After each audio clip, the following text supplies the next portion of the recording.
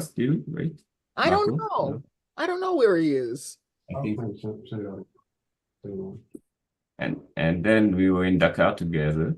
Yes. And I think I told you this. I was making a yassa Oh, from Yolele. let's cook. And I thought, now, your mother and your aunt, when you say put in a quarter of a cup of this and that, I thought they would laugh.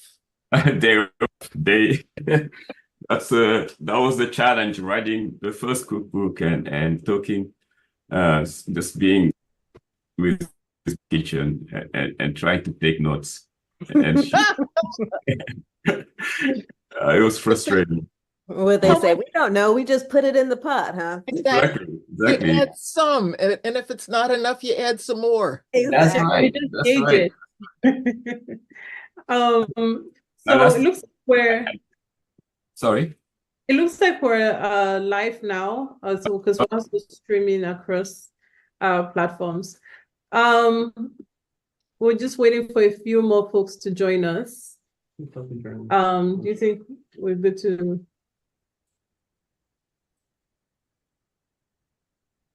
I claim to not be a cook, but to be an eater. Ah, we all are eaters, but they're different levels, I guess. Yeah, I'm picky. Good. One has more fun than the other. What do you think? Which? Well, Either the cook or the eater. Who has more fun? well, the cook is an eater too, right? The cook. So I think the cook has the full experience, and the eater, depending on how much seafood eating is, could be, you can eat with the senses, and it's like cooking with the tasting when you eat and connecting with, so it can go even deeper, connecting with the ingredients, connecting with the source ingredients, and connecting with the tradition of this recipe, connecting with the ancestors, so many ways, and even connecting with the elements, the rain, the sun that made it grow. So there's all of that comes in and can be part. Wow. Tell me, I thought that if I called my neighboring Whole Foods, I would be able to get some fonio and perhaps some fonio beer. Mhm. And they said, huh? They should have Fonyo though. Fonyo beer is on limited editions. Mm-hmm. Fonyo in DC. Mm-hmm. Yeah. Yep. Oh, then you should call them if they're out of stock, but it's nationwide for Whole Foods. Well, that's what I thought. Maybe I just didn't get a very knowledgeable person. We have a lot of those. Yeah, we have those. Yes, that's how we get not training our stuff properly. Yeah. So, Okay, we're going to kickstart. Sorry, Sheila, not to cut you short on the phone. Oh, I thought that was so. All right. So we're going to go ahead and get started while we'll have others join in, and then the format for this is conversational style. We're expecting folks who join in to feel free to share your questions in the chat, and Sherry will be guiding us on monitoring the questions that come in, and she'll also be fielding in the questions. And so, Sherry, if you can just also write in the chat so that as people come in, they know that they can go ahead and share the questions. And so that will be the format of this conversation. And again, this is going to focus on, all fun stuff, especially on the business aspect. Let me go ahead to introduce who I am and what Tantv is for those who are new to us. I am Adedayo Fashinu. I am the CEO of Tantv. And Tantv is a digital publication that caters to the African and Black multicultural diaspora within the US. And we call ourselves the digital home of the African diaspora. There's still a lot to cover around the diaspora. So we're very excited about this interesting journey of building a media technology company. And so our vision is to elevate and advance the inclusion of the diaspora.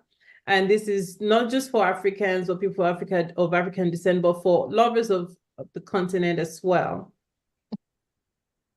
And within our ecosystem, it's multimedia. So we have video productions, and the digital platform is at tantvstudios.com.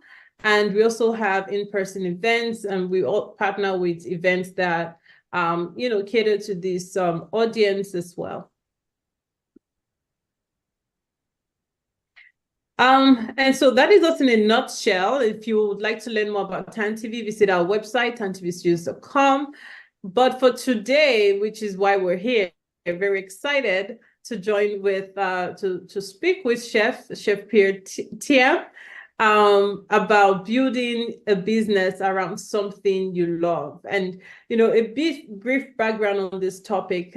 This is, just as a business person and as an entrepreneur, when I thought about doing this interview or having this conversation with Chef, it had to be about business. It had to be about business because it's not easy to be an entrepreneur, be a founder, and he is a very successful, inspirational, business person and business mind. And so this is going to be a wild conversation that I hope to have. I will pass it on to Sherry, who will, do the pleasure of doing the introductions, and we'll take it from there. Thank you. Thank you. Good afternoon, everyone. I am Sherry Williams. I am the publisher and editor of Cuisine Noir magazine, which is a digital and print publication that connects the African diaspora through food, drink, and travel. And I am joining you today from California.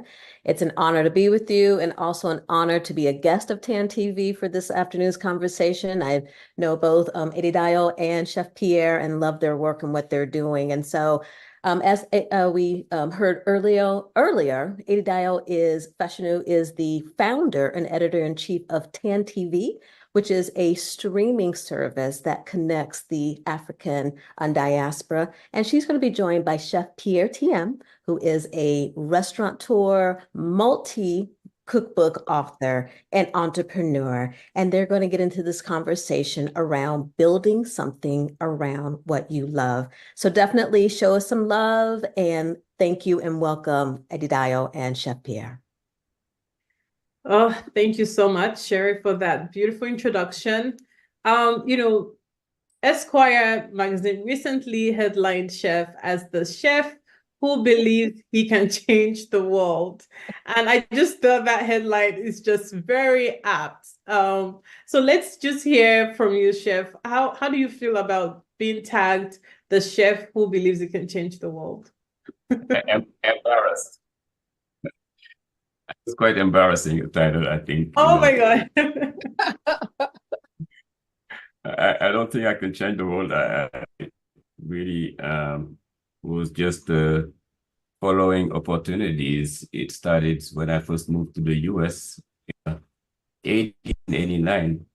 I came here with a student visa. I came here actually coming from Senegal. We were movement. I was at Dakar University, and the student movement. We're very political, the youth in Senegal, as you may have just elected the youngest president in the history of Africa, and the youth elected him. So that was the spirit of that time too. And we were so political that the university got shut down for that whole year. So the way to my studies was to find a school that would take my application, and Ohio. So I was on my way to Ohio to finish my degree in physics and chemistry. I was a student in physics and chemistry, and I was some of the I wrote it, I found it several times, but I still don't even know where Ohio is because there's no direct flight out to Ohio, and You have to stop by New York. And I stopped by New York. And that's really when everything started. So late 80s in New York, I'm staying at a friend's who lives in a hotel, quote unquote hotel. Imagine in New York for late 80s, it was crack epidemic. Times Square was, that Times Square, the Red Square, that was like a strip joint and all of that. And and AIDS epidemic as well. So it was all like 3 days after I arrived, I got robbed. And I'm going back to Senegal. Going back to Senegal was the only option. Dakar, for those of you who know Dakar, is seaside city, peaceful. All my friends were there, and I'm here. It's getting cold, and I'm broke. I don't even have I just got this. I'm realizing that this is not the place for me.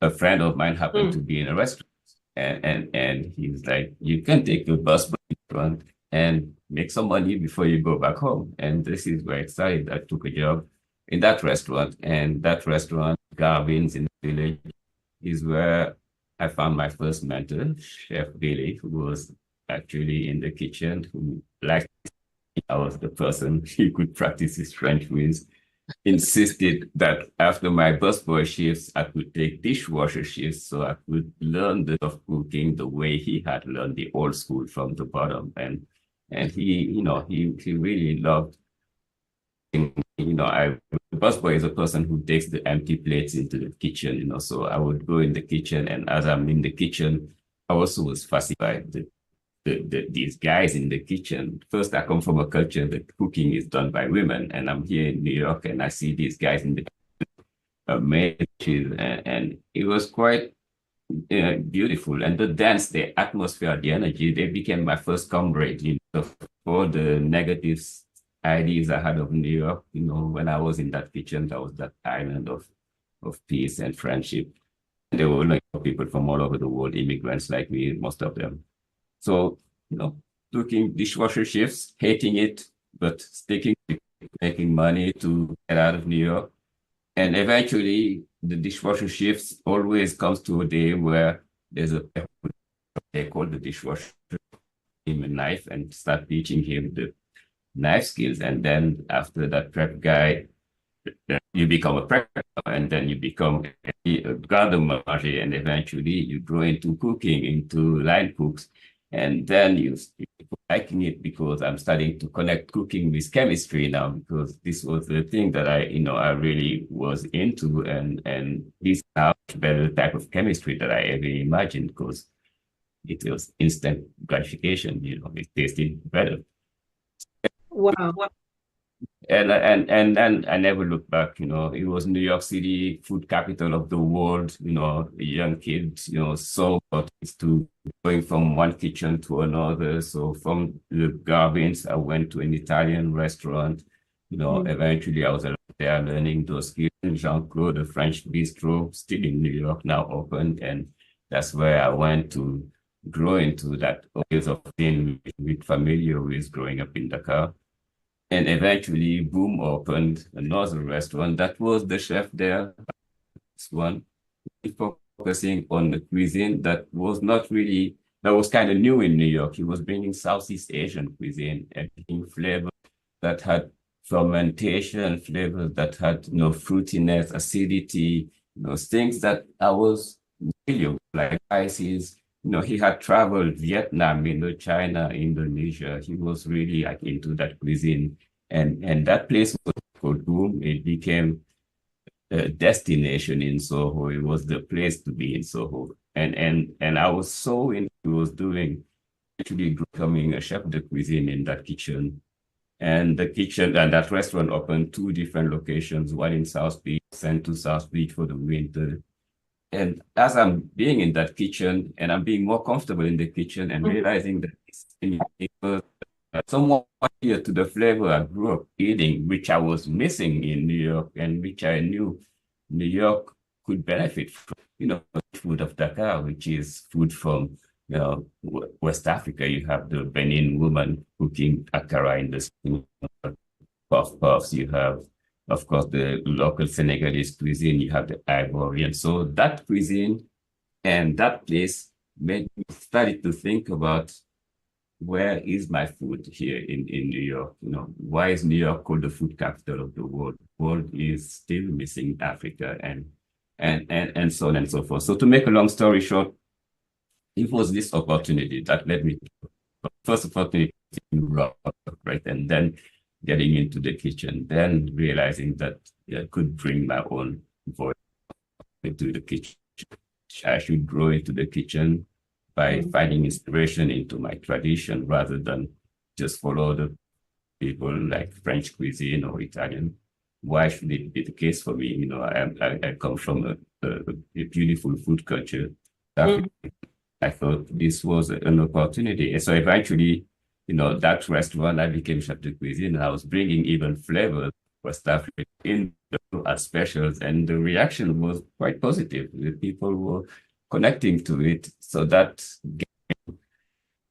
and start my own catering, and my own catering led to my very, very first restaurant back in early 2000 in Brooklyn, which is the name of my CPG company now. So Yonele was West African bistro. I was already calling it West African food, really. When Bed-Stuy was best, it was pioneering. It was quite an experience. It was a sit-down menu and open menu. And at the time, the only restaurants you'd see in Bed-Stuy on food would be a chat restaurant with the windows and the bars, and you come and order and you knock and there's not even sitting. So it really was a experience.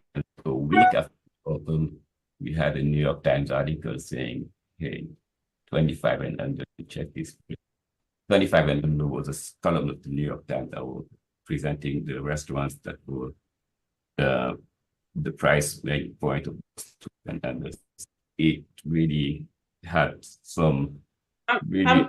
I'm going to stop you there right now, because first of all, I appreciate that you've given us that backstory, which I didn't have to just read out, like the genesis of getting started from being a busboy at a restaurant in New York, and finding your way, climbing the ladder in the kitchen scenery, right? But you're being tagged as the trailblazer, right? In introducing West African cuisine to global fine dining scene, or even within the US. And then you've also talked about just the inspiration behind getting started. But when you say it's so sweet, I know there must have been some basic things that you had to do, because running a business as an immigrant, right? Or even getting started as an immigrant, or finding your path to entrepreneurship within the US. What was that process like for you? And can you walk us through that process of opening a restaurant? You have 2 restaurants in New York City, Teranga Restaurant. Can you walk us through that process of opening that restaurant? So I've learned just like cooking, I've learned in the kitchen. Running a business was the same thing. So my very first restaurant, I had no idea what I was doing. We were successful because of the experience we were offering to the clients. We were successful because of the novelty of it. But behind the operation of running a restaurant, not realizing that every penny counts, and you have to be very mindful of even your price point, and managing the team, and all of that was I had no idea. I was just confident that I had a product that I wanted to bring. And that's the reason why within 4 years we closed down the restaurant. It was a bunch of friends. I brought a couple of my friends who never worked in the restaurant. They were Senegal immigrants like me, friends from Dakar, and okay, guys, you guys are going to be my partners, and we're going to run this thing. I know the kitchen part, and that they would figure it out. We didn't figure it out, unfortunately. But it was a good experience, a good lesson, good school, the best school. That I was ready for the second restaurant. And our second restaurant, Grand Dakar, also opened in Brooklyn, in Bed-Stuy. And now I had to figure out the accounting part. I have to figure out the stuff. I need to figure out, the cost of food, and shop it properly, instead of like being foolish and just deciding on. No, you have to make sure your ingredients. As you quote the menu, as you put the price on the menu, you have to include the labor, you have to include the rent, you have to put all those things. And there was still a learning experience, but that's something I would highly recommend to someone who's a restaurant in New York, restaurant business. And that's a business where you really need to be mindful of your competitors and want to make sure the cost of the cost of your raw ingredients is at least percent, when you're thinking about the revenue you want to think about. When you pricing the be at least 30% cost, unless you're really lean and you can go lower. But some 25%. Now at Teranga, restaurant just mentioned now Teranga, after learning all these experiences, I realized that this is the concept that I really Teranga, where it's a fast casual concept, and more there's less. No, I hate to use the word fast casual. I prefer fine casual. So Teranga is still reflects cuisine that have integrity in the ingredients, the quality and the authenticity of the flavors. But it's presented in a way that the menu, the customer enters the restaurant and he decides what's going to go on his plate, So he has a choice for those grains first. It could be acheke, which is a fermented cassava couscous from Côte d'Ivoire. It could be the jollof rice. It could be fufu. You choose your starch, right? And that the starch, all the menu travels across Western. It transcends because that's my approach to this cuisine. I just want to be a decolonizing cuisine as well.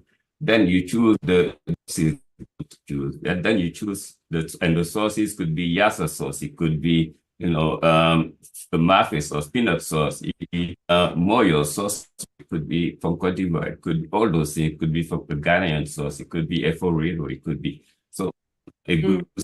And then you have the meat. It could be grilled chicken. It could be roasted salmon. It could be you can have the ndambe and sweet potatoes from Senegal. And then you have the condiments from different parts of the region. So the now decides what's going in his plate.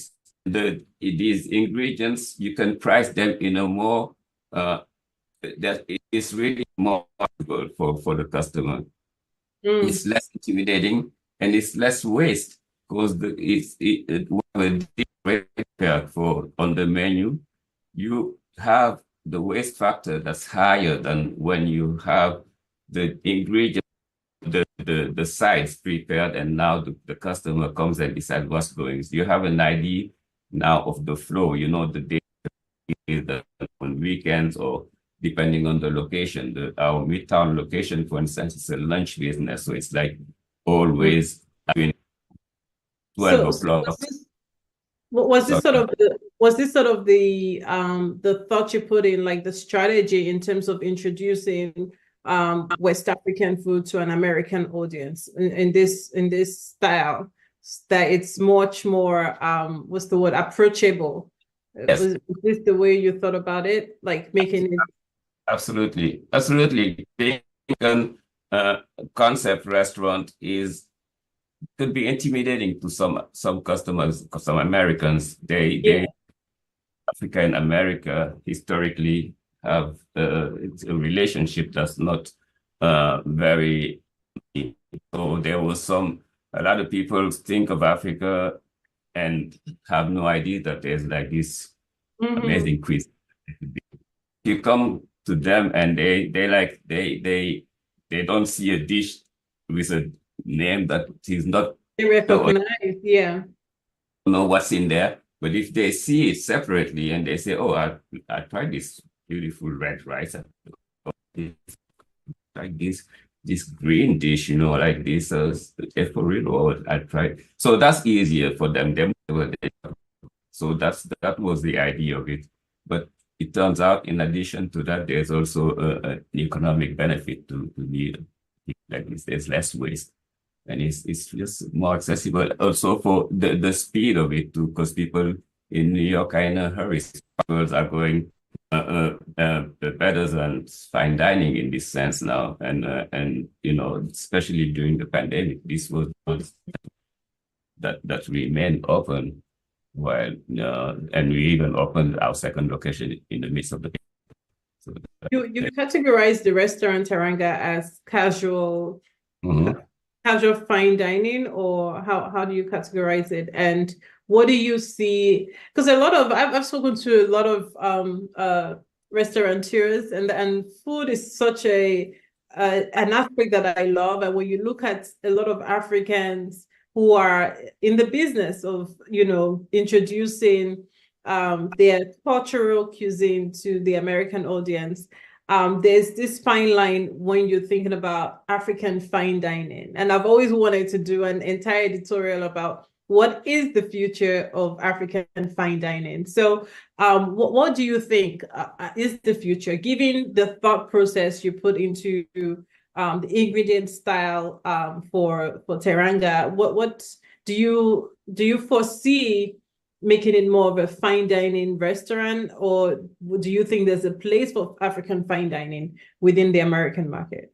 Oh, 100%. Yes, there's going to be, you know, it's a process, and it's just but it's where the future is. You know, the cuisines that are coming from the continent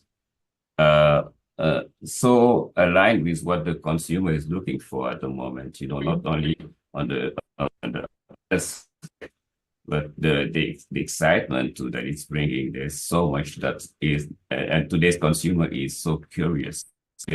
Thanks to the media now, it's like, you know, the Food Network and all that, people are looking for the next frontier for food. It has been ignored for so long, and that's a continent where it all began, you know, and you know, people are not really that. See if you can tell you about, you know, food. It started with fire, and you can argue that fire was Africa, and but to bring, you know, at the basic level, start cooking and inviting people to share your conversation. That's where it begins, and then eventually, the continent of Africa, because of its position, it has so much of, in terms of agriculture, so much of product ingredients. Many of them are disappearing, but there's so many that are still untapped that are going to slowly be introduced into the market. To talk about PG companies, the idea for Yolele was to bring those ingredients to the market. We started with fonio, just our the start ingredient, our like you know, the one that was checking all the boxes, but we have identified of them. There are dozens of them that are just there, that's just waiting to be accessible. You know, dawa from you know, Bambara groundnuts, and you name it. And those products, the consumer is ready. Think that the consumer ready for grain like fonio. When we introduced fonio, no one knew that's what fonio was yet.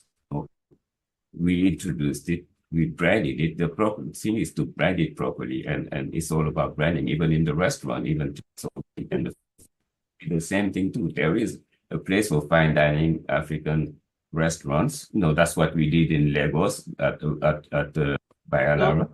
Bayalara was it was pioneering. Even you would think in Lagos, because you would even think it was pioneering. Not Bayalara was is on Victoria Island, when Victoria Island is this place where you have dining restaurants all over the world. You have French, Italian, Chinese, even Japanese.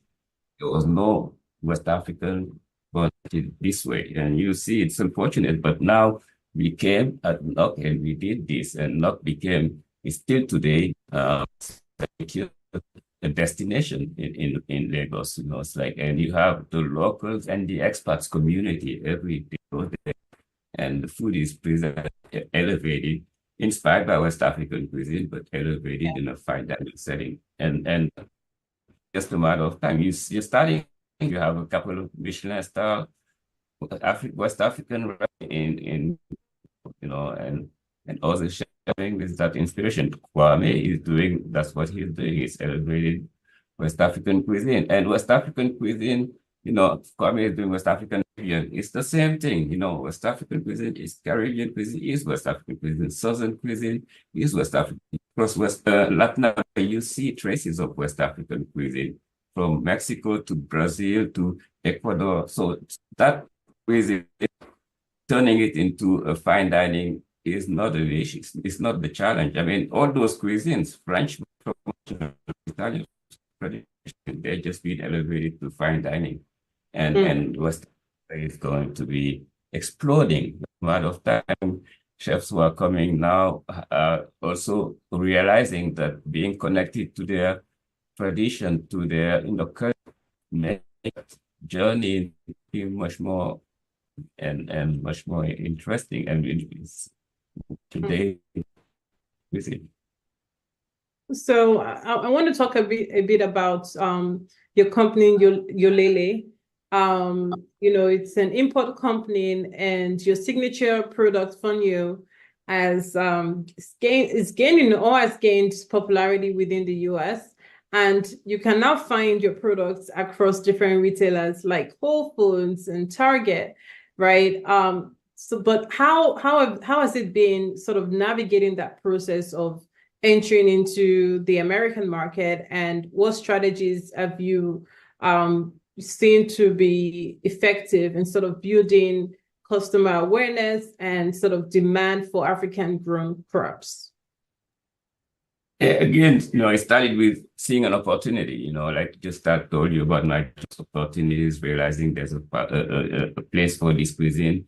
Then I started writing cookbooks, and as I'm writing cookbooks, I saw this also my recipes of substitution for ingredients, and now it's like, why should I bring substitution? Why shouldn't the audience have access to the real thing?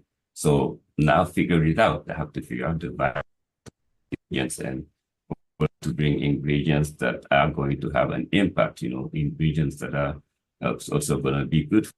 That's how, so very naively, I'm like, fonio, for instance, fonio is very delicate grain, skin is nutritious, and I know the market will want it. So then we bring it to the market, not realizing that I had to organize at commerce level, how to bring shipping containers, now figure out the distribution and the logistic to that, the packaging. It's a whole thing. So now it's time to figure out some collaborations now. Who is the person has done that logistics and has been brought in? So we approached the company for been doing it for dozens of years. They bring ingredients from 60 different countries. They bring spices. That's their, it's like, okay, we have these products from Africa. I took some executives from California is growing in Senegal to Kedu. They're from Chicago. They've never been to that part of the world. And not only the impact it could be having. And from that moment, we see this partnership where we would bring the logistics, the shipping containers. They have the warehouse in Chicago. They have the packaging possibility. Now, my next step, I had to figure out the branding. So I went to a branding company. What's their name? Yeah, the package behind here. I'll come back to them because they did the cover school. They did my first cook, the design of my first cookbook. And they're a boutique branding company. They have offices in London. Very, very tight. And the artist who did our first branding, Paula Scher, we took it, said, we want this to tell the story about the ingredient. The branding has to be also attractive enough so that when it's on the to be competing with competitive enough so that the customer takes it. It has to be attractive. It has to tell the story. I just want authentically African to be also telling the story about the flavor, the experience you'll be having eating it. And she nailed it to me. Branding was so good that Whole Foods decided to give us a chance. They were opening in Harlem next to my restaurant, Teranga. And I was like, okay, we're here. Let's give us a chance. And they say, oh, well, great. Gave us a chance. And I didn't want to lose that chance because if it stays on the shelves too long, it doesn't move. They just teach you.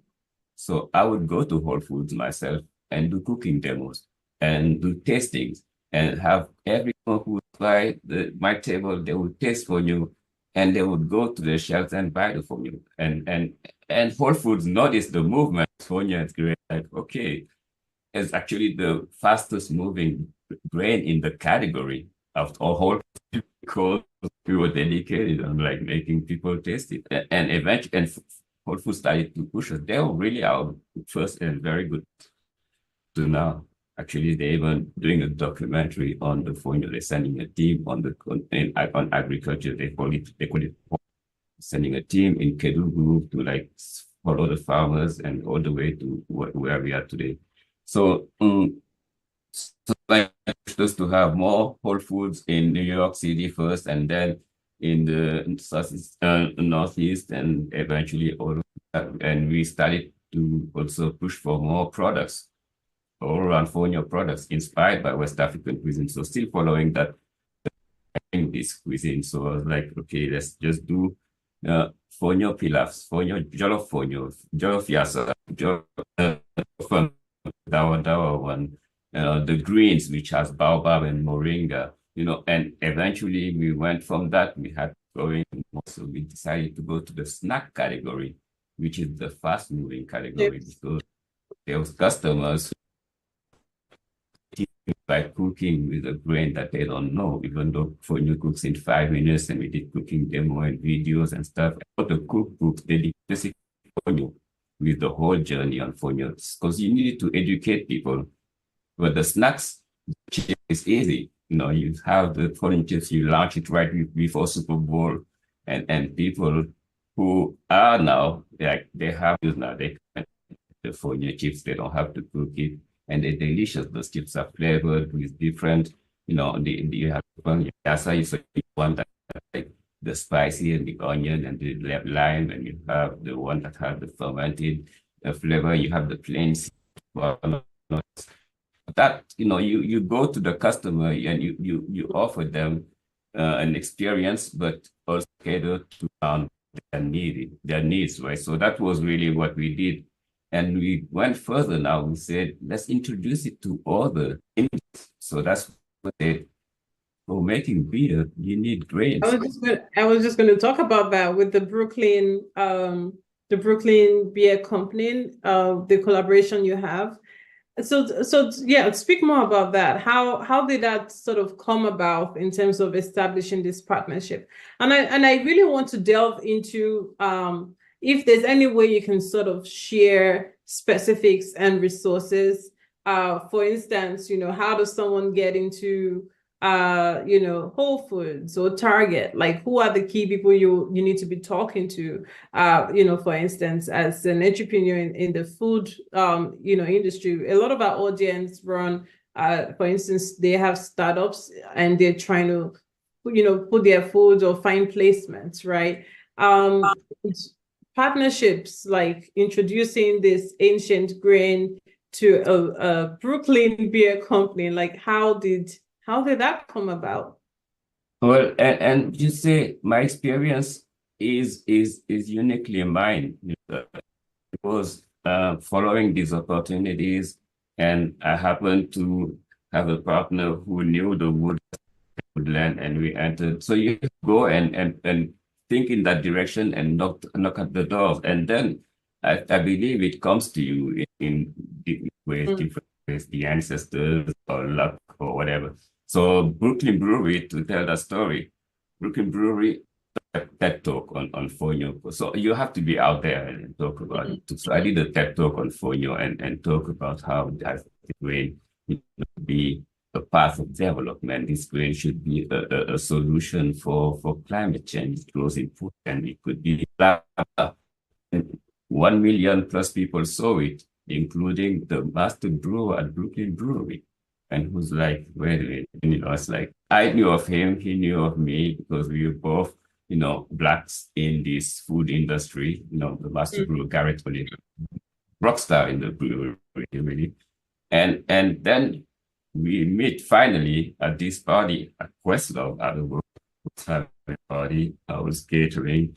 He was in the audience, and he comes to me and says, hey, see, going to make folio. Maybe we could look into collaborating. And that's where I started. And eventually, it turns out it's an amazing. I mean, he was like shocked at Brooklyn Brewery. Everyone was like, the first fonio beer. We did the first fonio beer. It was called Teranga, actually. And Teranga, fortunately, came when the pandemic hit. The Teranga was going to be launched at the moment where all the bars were closing around America. So there's no launch of Teranga in that area. But they launched Teranga in Japan because Brooklyn Brewery is actually by the big Japanese brewer. So Teranga was launched in Japan.